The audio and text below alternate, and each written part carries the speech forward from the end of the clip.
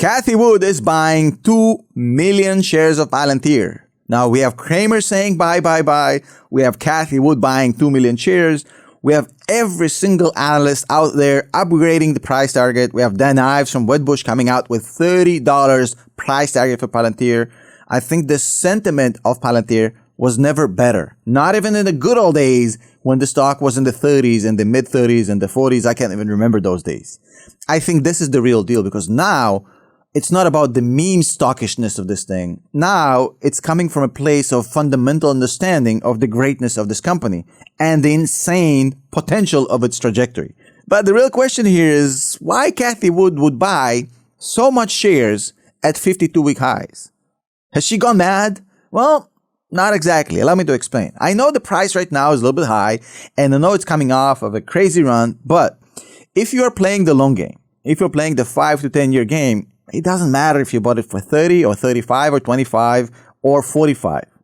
Allow me to explain. You see, Palantir is right now probably one of the very few pure, real AI companies. There's a lot of pretenders. There's a lot of copycats.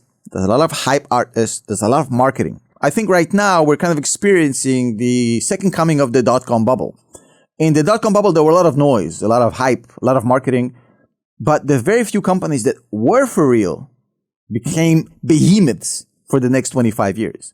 And it's the same thing that's happening right now. If you can spot the ones that are real, you're going to find the next Microsoft, the next Google, the next Amazon. So I think that Cathie understands, and rightfully so, that Palantir, which is a company that was built to be an AI company 17 years ago or 18 years ago, before AI companies were even a thing, it's probably one of the only real AI plays. You have a few more, but this is the one. Now, that's not the only reason. In fact, there's a few more, but that's just the beginning. Now, she's also probably looking at the stable profitability of the company. They're no longer kind of staggering in the loss territory. 5 straight quarters of GAAP profitability is not something that's easy to achieve for a company like Palantir. She's also probably looking at the insane margins that the company is creating. The margins has not only gotten better, it has got mind-blowingly good. 84% gross margin. We have 50% free cash flow margin. We have 20% of revenue growth with absolutely no change in operating expenses. This is a company that's printing money. $3.7 billion in the bank, no debt, 4 times more assets and liabilities. And I think the most exciting part about Palantir is the growth pipeline they have. Last year, 2022, right? They did 100 pilots. This year, they did 500 pilots. And I bet when we look at 2024, it's going to 5x again. And if you understand that this is the pipeline, this is the funnel for Palantir to get AIP clients, you can't help but get excited. Because you see, it's the same thing like NVIDIA holding down the infrastructure AI market by the balls. Palantir has the operating system. So if NVIDIA is essentially priceless right now because the infrastructure play is quasi-monopolistic, what about the guys who are doing the new Windows, the new operating system for AI, who don't care which computer you have, what hardware you have, they got the operating system.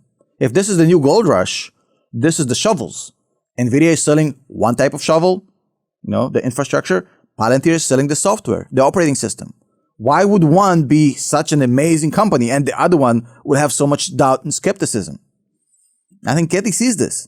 Now, the thing with this company is that even if you buy it now and we have a recession or we have some bad times, this is a company that has a recession-proof business model because half of the stuff are coming in from the government, which literally doesn't matter if the company goes into a recessionary period. High interest rates, slowdown in the economy, the government business of Palantir will always be there like a warm blanket. On top of it, we have the main knock on Palantir, the dilution, the stock-based compensation, literally slowing down to a halt. And that's something we talked about 2 years ago when we explained that the stock-based compensation spike we've seen have more to do with building a new sales force for the company than anything else. And that will eventually be phased out, which is exactly what's going on right now. Dilution isn't a thing anymore.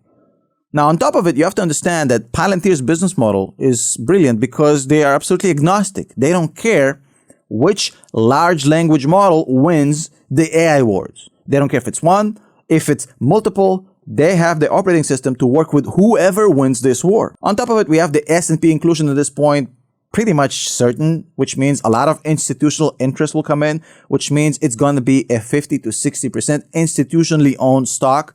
which give it a lot of stability and a lot of upside. So I think she's looking at the combination of all these things and she's saying, well, look, I might be buying this a little bit expensive right now, but if I'm going to hold it for the next 5 years, I think that might be my next Tesla jump, which I can't argue with. Now, it doesn't mean that the stock is cheap right now. It is not cheap. It is definitely not cheap. But if you look at price to sales, like I mentioned before, it's definitely cheaper than Snowflake, than Cloudflare, than Zscaler, and others. And it will eventually grow into its own price to earnings, much like Tesla did. Tesla was a very expensive PE ratio company, and then they eventually grew into their valuation. The reason I'm so confident in saying that is because I'm looking at comparables. I'm looking at CRM, Salesforce, a company that does B2B software. They're a $200 billion company. If Palantir gets to that point, which I believe is the floor, the bearish case scenario for Palantir, they're at least 5 or 4x away from the real valuation as we stand today. Now, on top of it, look, the stock can go down. It can be volatile. This is a very, very volatile stock. I 100% agree. But it is also a very good mechanism of transferring wealth from the impatient paper hands traders, which we've shown in the previous video, and I'm not going to do it again, to the patient long-term investors. And it will always be that. For me, it's very, very simple. I dollar cost average. I buy more when it's down. I buy a little bit less when it's up. And I do it every single month like I'm on a mission. Simple. Now, if you would like to learn more about Palantir, you can join our Discord for free. Discord.gg/Tom Nash. We would love to see you there. Join our community, talk to us. And if you'd like to become a student in our academy, we have 2 spots left at the Tom Nash Investing Academy on Patreon, patreon.com/Tom Nash. And if you'd like to learn how to analyze stocks for yourself, by using the retail-oriented stock research tool that I've built for you, check out Stock MVP at stock-mvp.com. We have MVP cards, we have DCF models, we have a lot of options for any retail investors. We have a lot of new tools in Stock MVP, which we built specifically for retail investors, for long-term investors, not for traders. We would love for you to check it out. You can try it out for a week for free. And then if you like it, stay on board and join our community. Thank you so much. Go Palantir, go Blue. We'll see you in the next one.